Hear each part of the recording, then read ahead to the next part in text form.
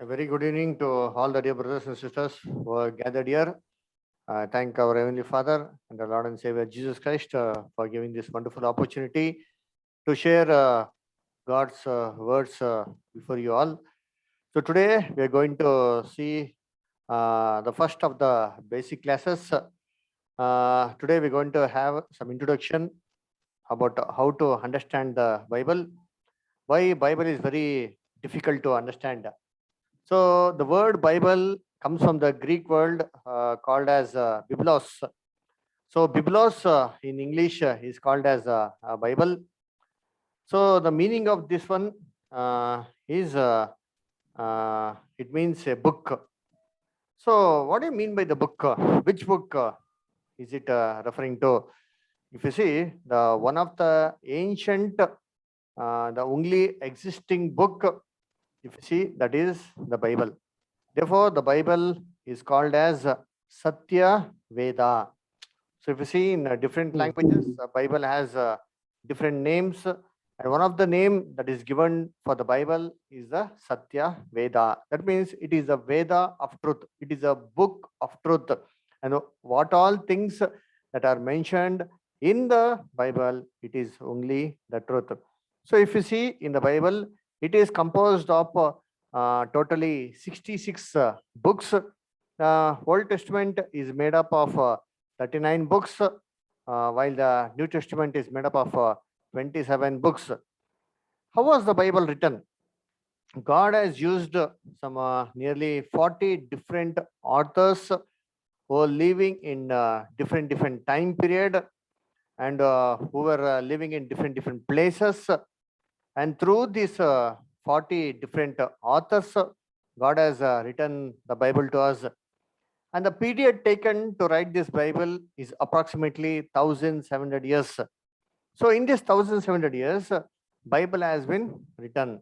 So how is it written? If you see, the Bible is written very harmoniously, where there is no contradicting between two different people living at a two different time period.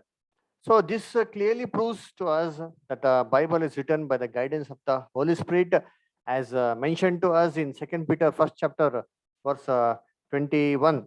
Therefore, if you see, when the printing press was invented in 1454 AD by Jonas Gutenberg, the first page that was printed was the Bible, and the first book ever printed is the Bible. So today, if you see, one of the most printed books in the world is the Bible. See, the Bible is translated in all the languages of this world. The only book to be translated in all the languages of this world is the Bible, and it has been circulated all over the world. Majority of the people circulated free of cost, and it has been published and read by all the languages, all the people of this world. Therefore, the Bible is one of the special books among all the books published till now. And one of the most purchased book and the most read book is also the Bible. Not only that one, the most misunderstood book is the Bible. Why is it so? Why is it the most misunderstood book? Because the Bible is very difficult to understand. So, how is the Bible used? The reason behind this one is the because of the usage of the Bible. Many people use the Bible for different purposes. Like, for example, if somebody doesn't get sleep, they try to read the Bible so they may get sleep. So, usually we see that one, everybody, many Christians say that whenever I read the Bible, I tend to become sleepy. And that is one of the remedy why people seek to read the Bible so they can sleep well. And still some people are a different type of Christians. They usually read the Bible only one verse a day. And how is it done? Today we have calendars where for every day a chosen text is printed and ready-madely it is put on all the houses. So a Christian takes this verse and reads that verse and he tells that today my reading of the Bible is over.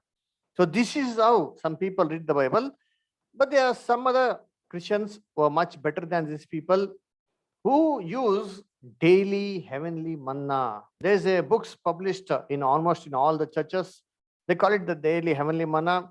For each and every day, there is a text chosen, and based on the text, there's a little bit of explanation given. So they try to read those explanation every day and claim that this is the way Bible is read. Still, some people they don't even opt for any of these things. They just simply blindly pray and ask for the Lord to give them a chosen verse for the day. And they just open the Bible and they see that whichever verse comes through those verses, God has spoken to them. Really, brother, does it really make us to understand the Bible by this way? Once what happened, a man used to open the Bible and read the Bible in similar way. Once he prayed early in the morning saying, Lord, today I'm going for a very important work. Please give me a wonderful verse for the day. And he prayed and opened the Bible, and immediately he got the verse in Matthew 16 chapter, where Jesus rebuked Peter saying, get behind me, Satan. So immediately that man was shocked. Huh? How come God is speaking such words to me early in the morning? That too in a very important day. And he closed the Bible and again prayed to the Lord and opened the Bible. And this time, you know, what was he got? He got the verse where Judas hanged himself. And again he closed the Bible and prayed and opened, saying, Lord, at least this time, please guide me. This time he got the verse where he said to Mary, where Mary said to his disciples, saying, do what the Lord has said. That means Judas hanged himself, so you do what the Lord is saying you to do. Dear brethren, really reading the Bible in such a way doesn't really make any sense to anybody. Therefore, there are other ways of reading the Bible also. In a year, you can completely read the Bible. How? Usually when you purchase a new Bible, they give a calendar where saying daily you read 2 chapters in the Old Testament and 1 chapter in the New Testament. And in such a way, you can read the Bible completely in just one year. So this way, if you see, many Christians have completed reading the Bible more than a time. I'm sure everybody of you have also read the Bible at least once. So even then, even there is only one Bible, but in spite of having only one Bible, there is lot of denomination in this world. You see, Catholic, Protestants, Orthodox, Presbyterian, Pentecost, Baptist, Methodist, Lutheran, Adventist, Jehovah's Witness, only Jesus, Trinitarians, CSI. You see, dear brethren, a lot of denomination. In all these denomination, which is the truth? We need to understand which is the truth, dear brethren. Therefore, studying the Bible is very important. There's a lot of difference between reading the Bible and studying the Bible. Today we're going to see a little bit of examples as to see what is the actual difference between reading the Bible and studying the Bible. Dear brethren, like for example, let us read a verse from Matthew 19 chapter, verse 23 to 24. Can anybody read it to us in English? If English is okay, then it can be read in English, or if you want it in Nepali, you can read it in Nepali. Matthew 21, 23 to 24, right, brother? Matthew 19 chapter, verse 23 and 24. Okay.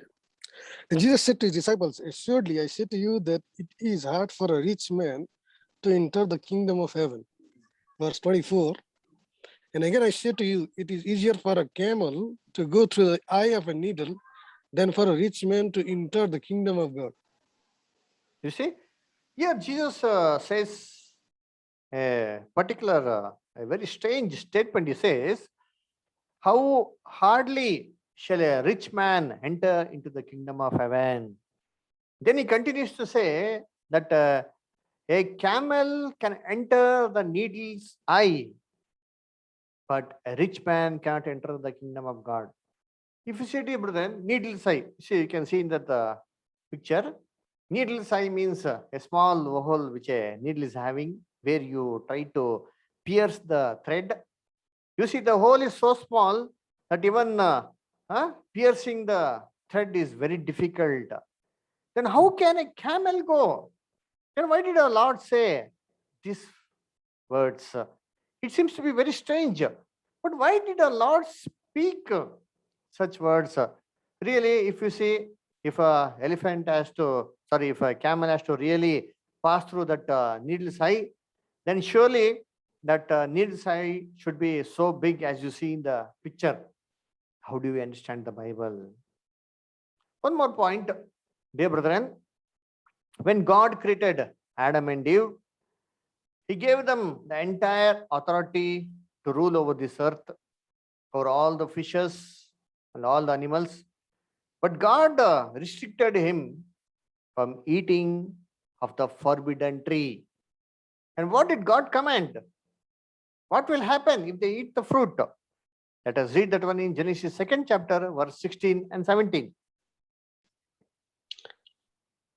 And the Lord God commanded the man, saying, of every tree of the garden thou may freely eat, but of the tree of the knowledge of good and evil thou shalt not eat of it, for in the day that thou eatest thereof thou shalt surely die. See, what did God say? You may freely eat of all the trees in the Garden of Eden, but of the knowledge of the good and evil, the fruit of the knowledge of good and evil, you shall not eat. For in the day you eat the fruit thereof, you shall surely die. Dear brethren, this verse says that God is telling to Adam, in the day you eat the fruit thereof, remember day, okay, you're going to die. So we all know that Adam and Eve ate that fruit. So did they die the same day? No. They continued to live for a period of 930 years. Genesis 5th chapter 5th verse. We can read these verses later. Then how did God tell to Adam that you were going to die the same day? Did God tell a lie? No. For this question, some people reply that, oh brother, correct, God can never tell lie. But yet Adam died the same day. How? He died spiritually. In the spirit he died, but in the flesh he lived for a period of 930 years. Dear brethren, if this is the real truth and if this is the fact, then if Adam to die spiritually, Adam has to be born spiritually. And if Adam has to be born spiritually, that means Adam has to be created spiritually. Now, does the Bible say that Adam was created spiritually? Let us read what the Bible says in 1 Corinthians 15 chapter, verse 46 and 47. Was Adam created spiritually? Read that one. If anybody else is also interested, they can also read. Continue, Ashish. Howbeit that was not first which is spiritual, but that which is natural. And afterward, that which is spiritual. The first man is of the earth, earthy. The second man is the Lord from heaven. The Bible clearly says that the first man, Adam, was not a spiritual man. He was not created spiritually, but he was created from the earth. He was an earthy man. He was from the human nature. So if he's created from the human nature, how can he die spiritually? The Bible clearly says that the spiritual man was the second man. It was Lord from the heaven. Therefore, he clearly proves to us that Adam was not created spiritually to die spiritually. Then what is the meaning of the words which God said to Adam? In the day you eat the fruit thereof, you shall surely die. What is the meaning of it? Let us read one more verse, Psalms 137, verse 9. It says, happy is he that taketh his child and smites it on the rock. Kindly read it from the Bible. Psalms 137, verse 9. Psalms 137, verse 9. Happy the one who takes and dashes your little ones against the rock. See, blessed is a man who taketh his little ones and dash it into the rock. You see, dear brethren, is it really a blessing to take your little child, your favorite child, your loving child, and dash him to the rock? Will anybody allow it? Just imagine. The Bible says it is blessed you do it. Dear brethren, how do we understand these type of verses? Therefore, why is God given us a Bible so difficult to understand? Because of these type of scriptures, the Bible is the most misunderstood book. Dear brethren, the Bible, the master of the Bible is our Lord Jesus Christ. See, Jesus said, ask and it shall be given to you. Seek and you shall find. Knock and it shall be opened unto you. So what did Jesus refer to? Jesus never referred to our worldly things like wealth, health, and aims and ambitions. But he referred to the word of God. He said, doing the will of God, that is my meat. You know, I came to this world to do the will of God. So what should we ask? We should ask all these questions to Lord Jesus Christ. We should seek answers from him. We should knock his door so that he may open it. How do we ask it? In prayer.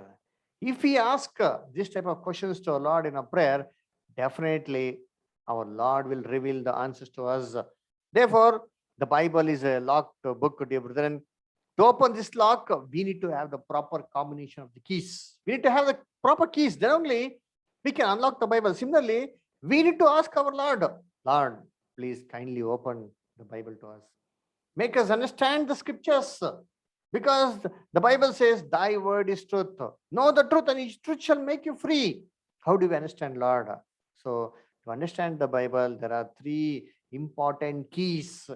We need to understand what are those three important keys, dear brethren. The first key is mentioned to us in Isaiah 34:16.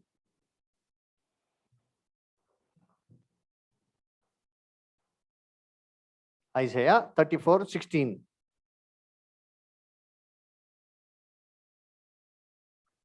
Okay, I'll read for you. Seek you out of the book of the Lord and read. None of these shall fail. None shall want or mate.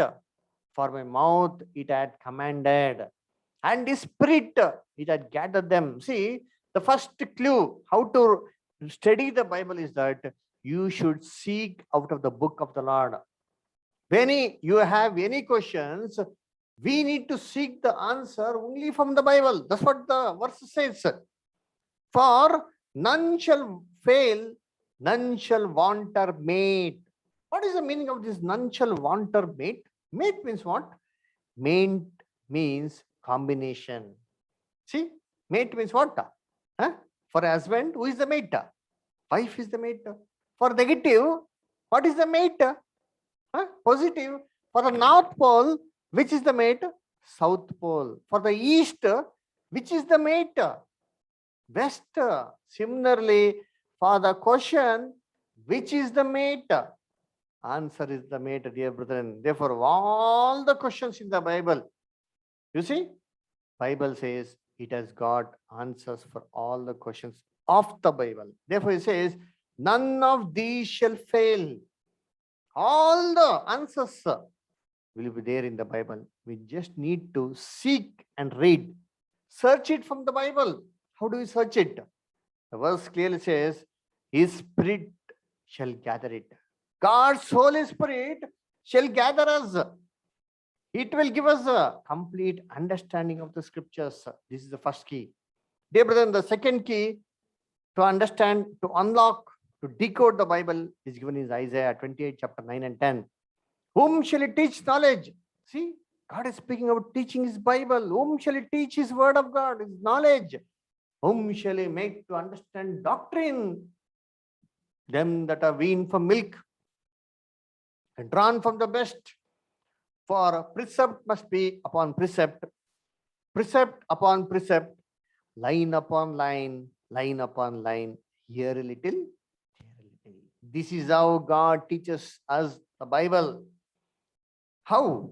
Here a little, there a little. Precept upon precept. For those who are weaned from the milk and drawn from the breast. What is the meaning of milk in the Bible? Milk means milk doctrines. Hebrews 5th chapter, last few verses, and Hebrews 6th chapter, verses 1 to 6.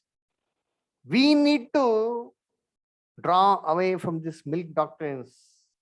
The regular things of baptism, repentance, forgiveness, offering. We need to grow to a higher level. What is that higher level? Eating meat. You see, dear brethren, when we are initially growing in Christ, when you recently accepted Christ as a Savior, we need to drink pure milk. But as we grow in the Lord, we need to eat strong food, strong spiritual food. That is what this verse says. One who desires to eat the strong spiritual food, to him shall God teach knowledge and doctrine. How? Here little, there little. Precept upon precept, one by one, God teaches them slowly. Dear brethren, this is the second key. The first key is search the Bible. Second key, how do you search it? Here a little, there a little. The third key to understand the Bible is given in 2 Timothy, 2nd chapter, 15th verse. 2 Timothy, 2nd chapter, 15th verse. Can anybody read it? Would anybody like to read it? 2 Timothy 2:15.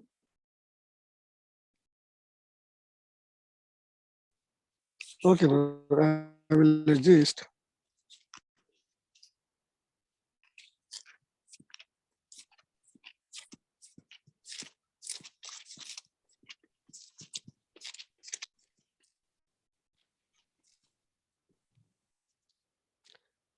Second Timothy 2:15.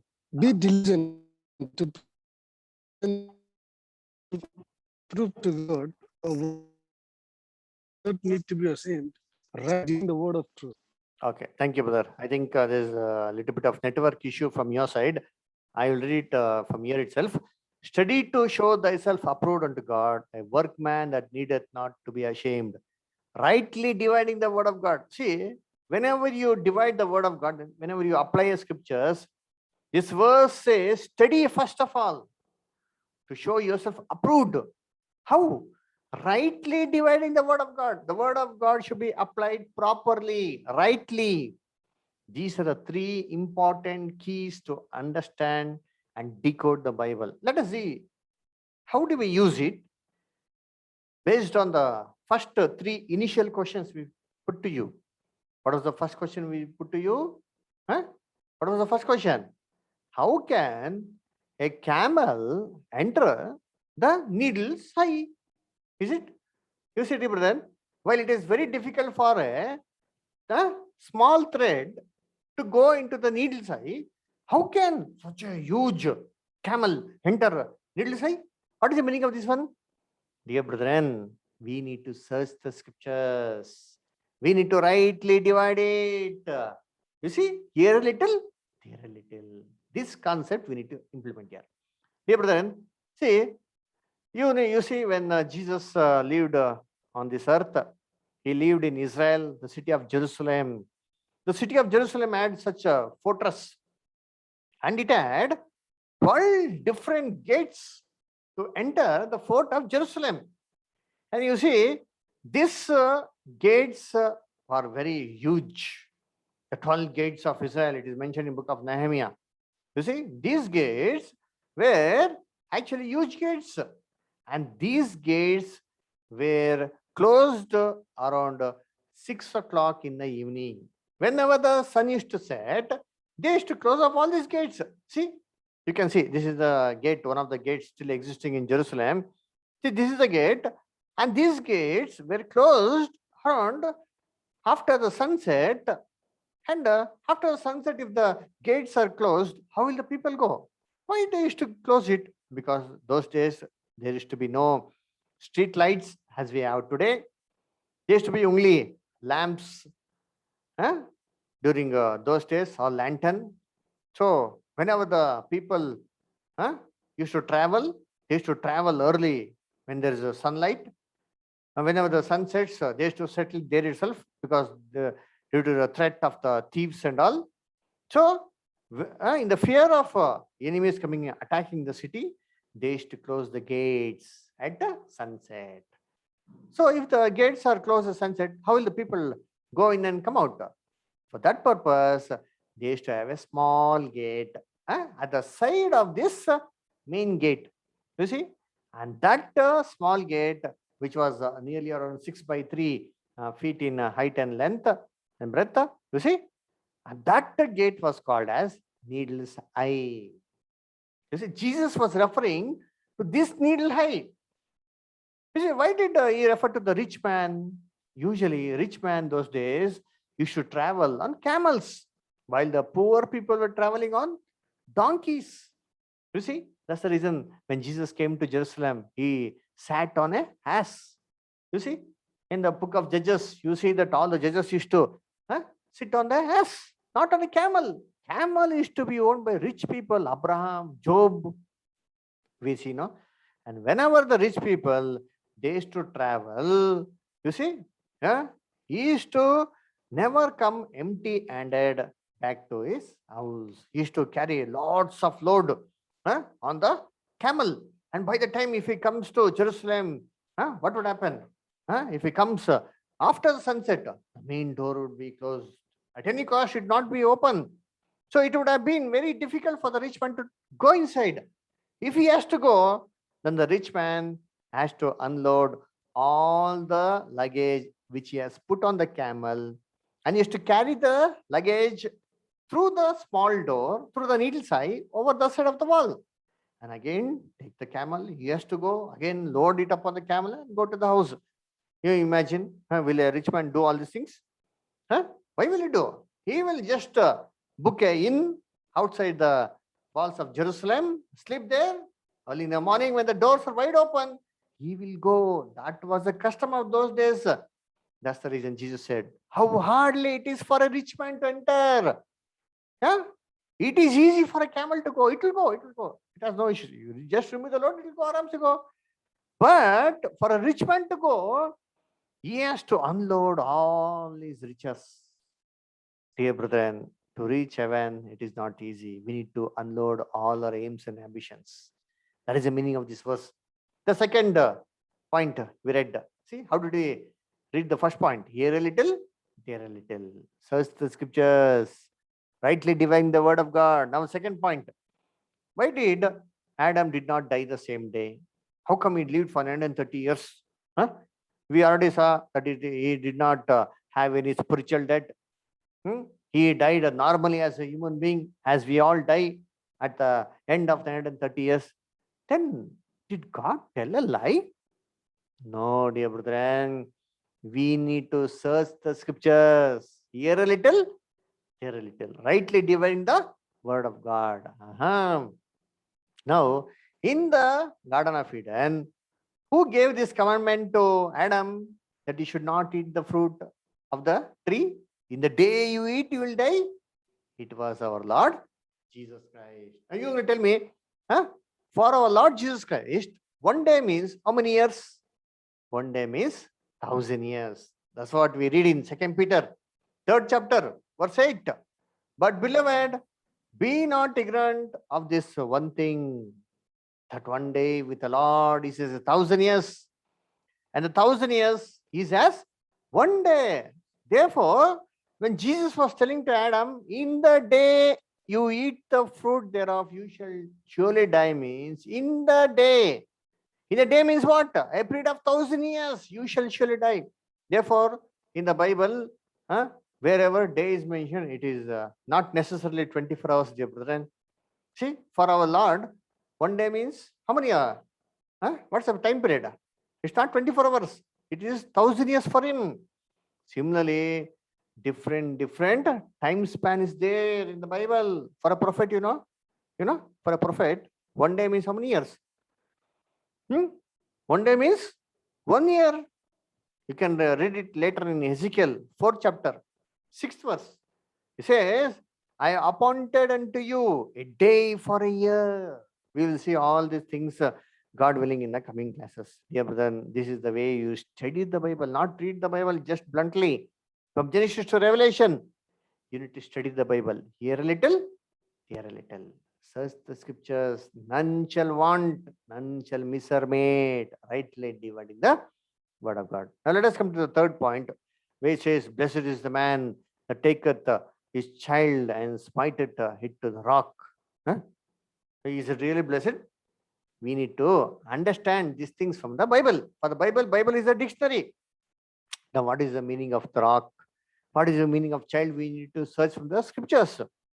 The meaning of a child in the Bible means one who has recently accepted Christ and come into Christ. These are the newborn babies. These are the children. Therefore, we read in 1 Peter 2:2. What does it say? Kindly read, brother. Ashish, brother, if you have network, you can read. Okay, brother. As newborn babes, desire the sincere milk of the word that you may grow thereby. As newborn babes, desire the sincere milk. Babies in Christ. These babies have to be smitten on the rock. Now you tell me, who is the rock in the Bible? Jesus Christ. 1 Corinthians 10:4. Read, brother. And did all drink the same spiritual drink, for they drank of the spiritual rock that followed them, and that rock was Christ. See, that rock was Christ. That means you go and smite the child on the rock means what? You need to make the child to establish his faith and grow on Christ. We need to have faith on Christ. That is the meaning of this verse, dear brother. Blessed is the man who makes the Lord his refuge, who establishes faith on Christ. That is the meaning of the scriptures. So how do you study the Bible? Here a little, there a little. You see? Search the scriptures, rightly dividing the word of God. For dear brethren, to understand the Bible and to properly study the Bible, there are 10 different methods. That means the 10 different points you need to observe while studying the Bible. You see, the 10 different important points. Everybody, please kindly, clearly listen. Okay. After this one, I'll be sharing the video, audio recording also. Kindly make this as a point so that it may enter into your heart. These 10 different steps to understand the Bible is very important. The first point is that in the Bible, there is a direct language. See, there are various types of languages. I never mean that there's English, Hindi, Telugu, Tamil, or Nepali. That's not the language. It's a direct language or indirect language. See, there are a lot of scriptures which says direct language. Direct language is what? There's no inner meaning in that one. What it says, it means that one. See, the Bible says that Jesus died on the cross. Died means he died on the cross. Nothing spiritual meaning about that one. Jesus wept. That means Jesus wept. That's all. Christ was resurrected, risen from the dead means he was risen from the dead. These are all direct scriptures, dear brethren. Similarly, there is a indirect language in the Bible. Just now we read now. Camel entering needle's eye. How can a camel enter needle's eye? You just imagine. That is the symbolic language. That means the verse says something, but the meaning is altogether totally different. We need to search from the scriptures, brethren. We will see all these things in coming days. This is the second point. The third point is parabolic language. In the Bible, there's a parable like language. Christ spoke in parables, lot of things. Whatever Christ spoke, he spoke in parables only. Like the parable of the sower. You see, what did Jesus say? A man sowed a seed and it fell on 4 different types of ground. You see, on the roadside, it fell. The sparrows came and picked up the seed and went away. Next, it fell on the rocky ground. Huh? It began to grow, but it not have more roots. It dried up. And the third one, it fell among the thorns. It used to grow, but because of the thorns, it choked up its growth. The fourth one is what? Fell on a good ground, giving 30, 60, 100 result. Jesus says this one in Matthew 13 chapter. What is the meaning of this parable? Christ himself explains the parable there itself. He says the seed is the faith, the word of God. And the sower is the Son of Man. He went on preaching the word of God. The words fell on different types of heart. That is the different types of ground. See, fell on the wayside where sparrows came and picked it up and went away. That means Satan. So Bible says sparrow means Satan. We need to understand this way. And the good ground giving good result means good heart. This is all parabolic language, dear brother. We need to take the understanding and the codes only from the Bible, not from any internet or something. See, all the codes have to be taken from the Bible. For the Bible is a dictionary. Here a little, there a little. Seek from the scriptures, rightly dividing the word of God. And the next point is you need to observe is that in the fourth point is in the Bible there is a type and antitype. What is the meaning of a type and antitype? The shadow and the real image. That's another word you use for type and antitype. What is the meaning of this one? All the pictures given in the Old Testament, all the stories given in the Old Testament as a real meaning in the New Testament. For a better understanding, like for example, Abraham sacrificed his only son, Isaac. But Abraham received Isaac as if he was receiving him from the death. What is the meaning of this one? See, this has got a application in the New Testament where our Heavenly Father sacrificed his only begotten Son, Jesus Christ, but yet again rose him from the dead. This is the type and antitype. Old Testament pictures as its real impact on the New Testament. It gives us a real image understanding and better understanding of the New Testament. Like for example, see, like tabernacle arrangement. Just have a court, holy place, most holy place, sacrifice. They used to put lot of incense and blood. What is the meaning of all these things? This has got a real meaning in Christ. You can read that one in Colossians 2nd chapter 16 and 17. Brother, can you read, brother?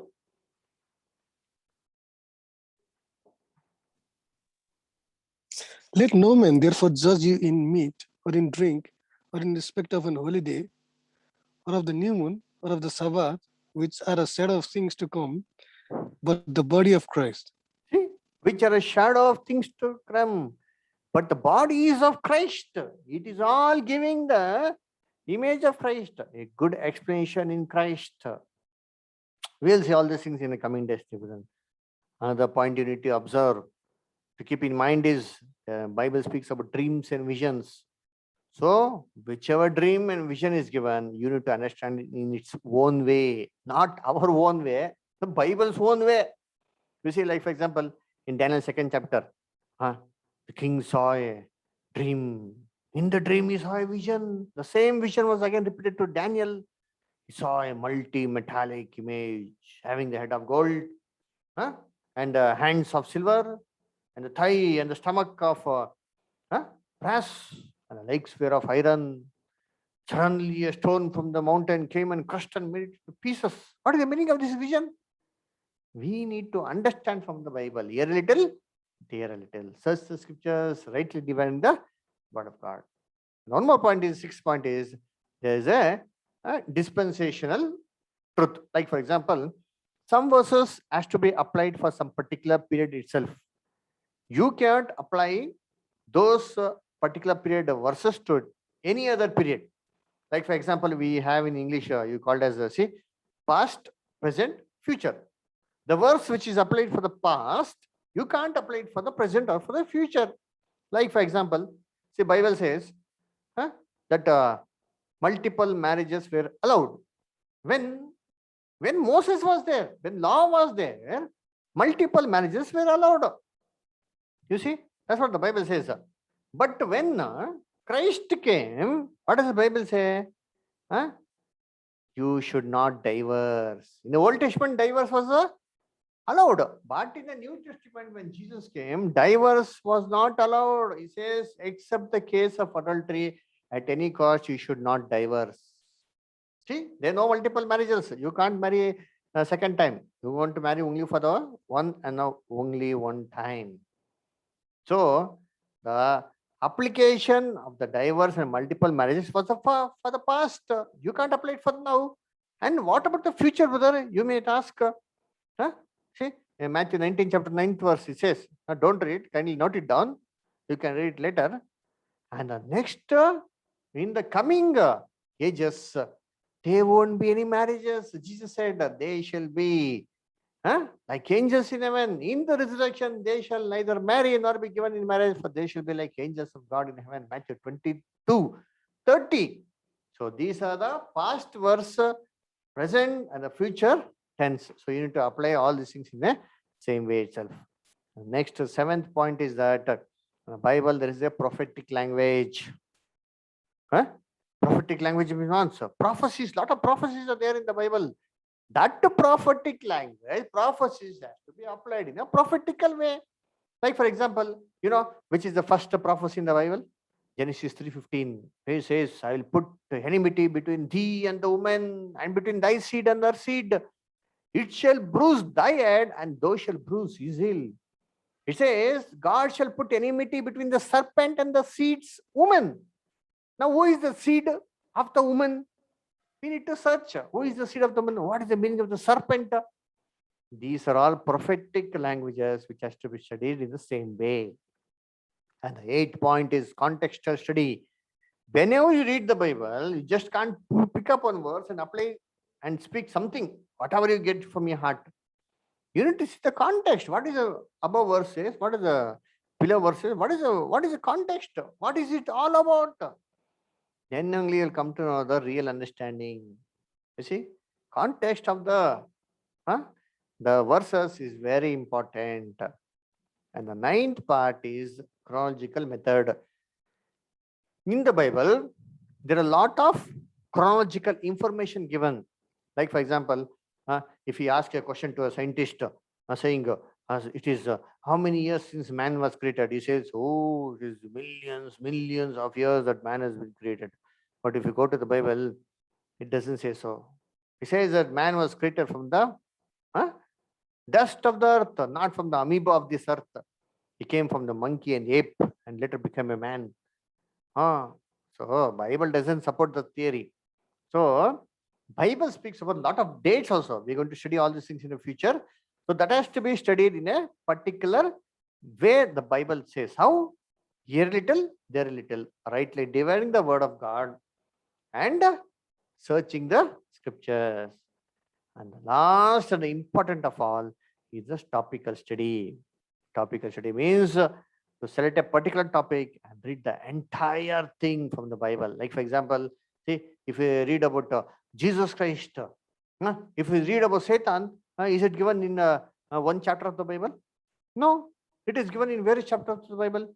We need to collect the entire scriptures, because about Jesus' birth is given somewhere else, about his growth is given in other book, other prophets, and about his death is given in different book.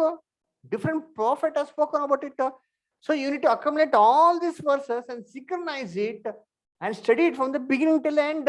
Then we will get a complete picture about how Jesus was, where he was before, why he came and why he died.